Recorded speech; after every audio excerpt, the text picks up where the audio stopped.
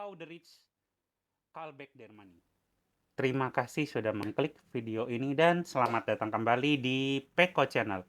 Ya teman-teman, jadi kali ini aku ingin nge-share sebuah berita yang membuat aku tuh prihatin gitu teman-teman. Kita akan langsung aja ya ke beritanya.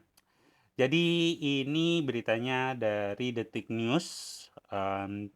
Judul beritanya adalah korban investasi bodong artis di Jaktim cerita asal muasal kena tipu 400 juta atau hampir setengah miliar. Ini beritanya hari Rabu tanggal 11 Januari 2023 teman-teman. Oke, jadi uh, jurnalis Syafinas ini 27 tahun menjadi korban dugaan investasi bodong artis yang inisialnya SA.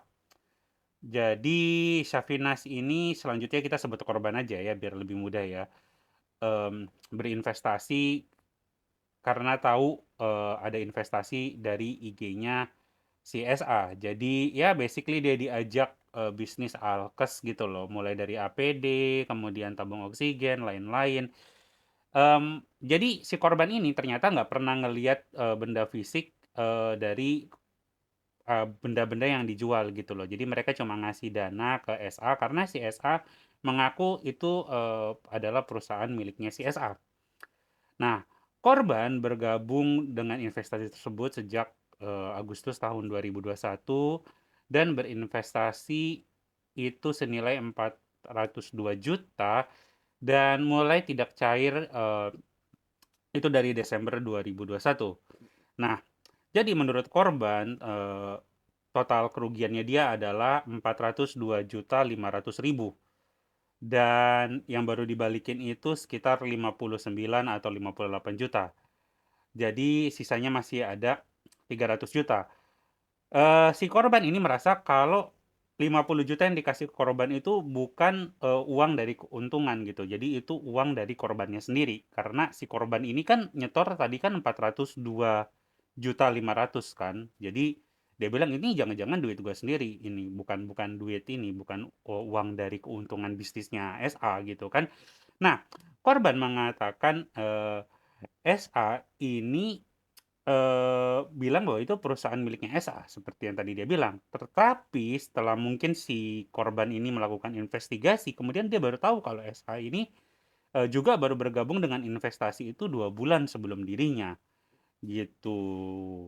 Nah, jadi si korban ini sempat bermediasi dengan SA secara kekeluargaan itu dia datang ke SA dan ternyata si SA malah nangis-nangis gitu kan. Ya biasalah drama kayak gitu kan. Iya pasti duit lu gua balikin deh, tenang aja apa segala macam. Ya gitulah.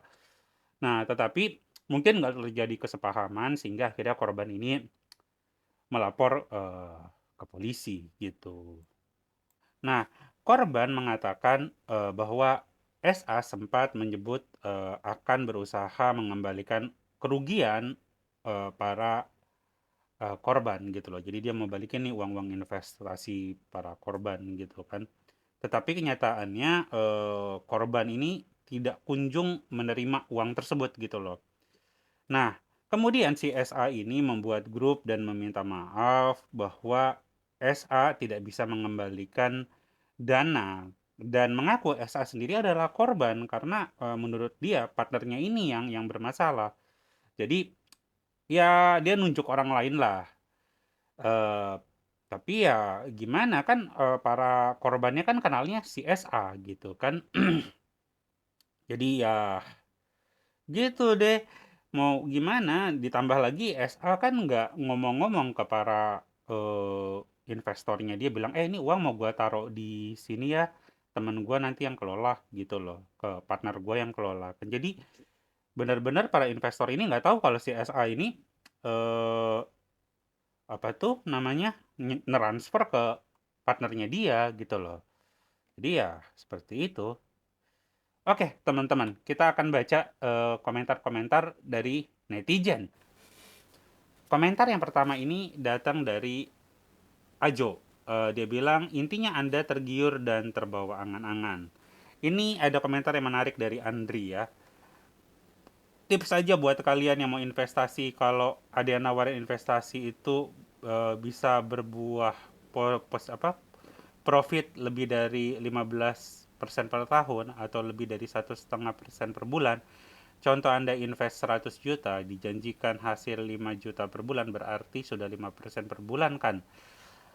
Maka suruh dia tarik pinjaman di bank aja, triliunan bank punya. Dan bunga bank itu maksimal cuma 12-14% per tahun. Kalau bank aja nggak bisa percaya ke mereka, kenapa Anda harus percaya? Kesalahan orang pada umumnya berinvestasi karena tidak mempelajari dulu portofolionya secara jelas dan detail.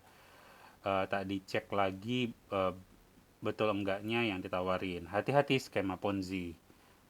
Ya, ini benar nih, Pak Andri ya. Kemudian dari Wijay. Namanya investasi, ya pasti bisa untung pun bisa rugi.